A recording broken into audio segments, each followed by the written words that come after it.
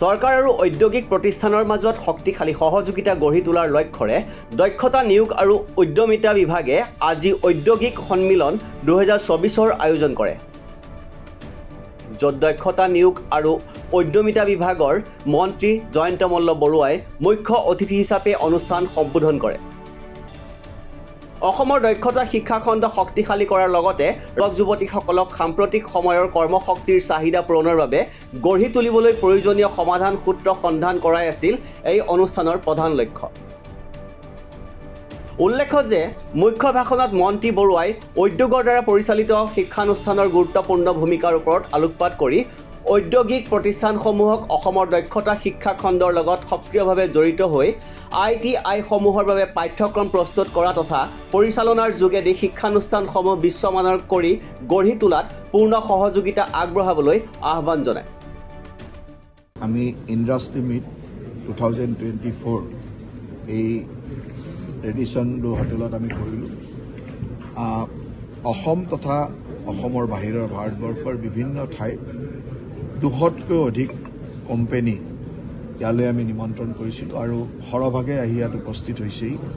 আৰু তেখেতসকলৰ লগত আমি ভৱিষ্যতৰ স্কিল এডুকেশ্যনটো কেনেকৈ সংযোগ কৰিব পাৰোঁ, কাৰণ স্কিল এডুকেশ্যনটো ইণ্ডাষ্ট্ৰি লেড এডুকেশ্যন হ'ব লাগিব। আমাৰ মাননীয় মুখ্যমন্ত্ৰী মহোদয়ৰ লক্ষ্য হ'ল যে প্ৰতিখন ITIৰ লগত কোনোবা নহয় কোনোবা ইণ্ডাষ্ট্ৰি জড়িত হৈ থাকিব লাগিব। ইতিমধ্যে কিছু ITIৰ লগত আমাৰ কিছু ইণ্ডাষ্ট্ৰি জড়িত হৈছিলে।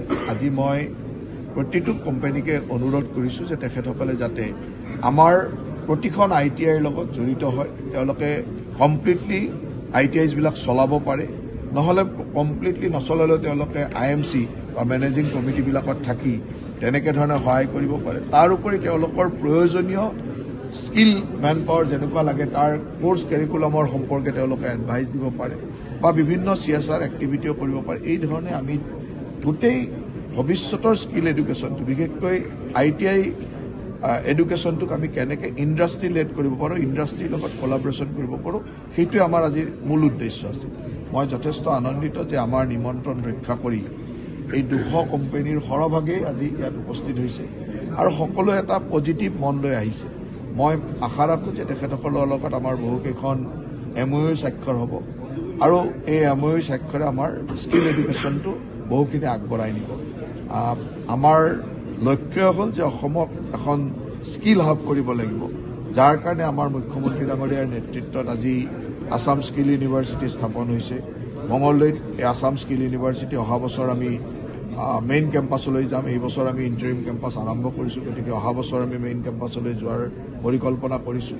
তাৰ আগে আগে আমি যেনেকৈ টাটাৰ লগত ITIছবিলাকত ইণ্ডাষ্ট্ৰি 4.0ৰ কোৰ্চ আমাৰ আৰম্ভ কৰিছিলোঁ, চেণ্টাৰ অফ এক্সিলেঞ্চবিলাক আৰম্ভ কৰিছিলোঁ, L&Tৰ লগত কৰিছোঁ, তেনেকৈ বহু ইণ্ডাষ্ট্ৰিক আমি আজি ইয়ালৈ যে মাতিছোঁ। মোৰ আশা যে তেখেতসকলে আমাৰ ITIছবিলাকৰ লগত সংযোজন হৈ এটা খুব সুন্দৰ ভৱিষ্যতৰ দিনৰ স্কিল এডুকেশ্যনৰ এটা দিশ দিব আৰু তাৰ লগে লগে এটা এমপ্লয়মেণ্টৰ স্কিল এডুকেশ্যন বা আমাৰ ITIছবিলাকৰ পৰা পাছ আউটবিলাকৰ এটা সুন্দৰ এমপ্লয়মেণ্টৰ ৰাস্তা দিব। Sir, Assam has a lot of opportunity of industrialization. So what are the steps taken by the Assam government?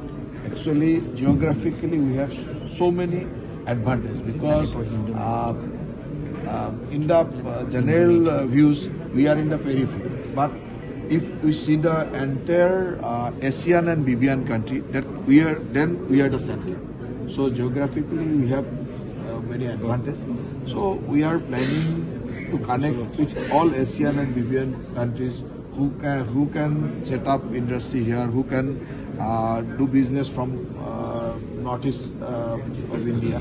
So we have so many possibilities, and our expectation is that industry can come here because now our environment is so peaceful.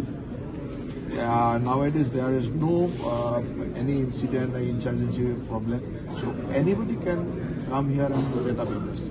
And you have already seen that Tata Semiconductor industry, like Tata Semiconductor, which investment is around 27,000 crores. So that type of industry already came here, and I believe that in near future so many industries. News desk, DB news.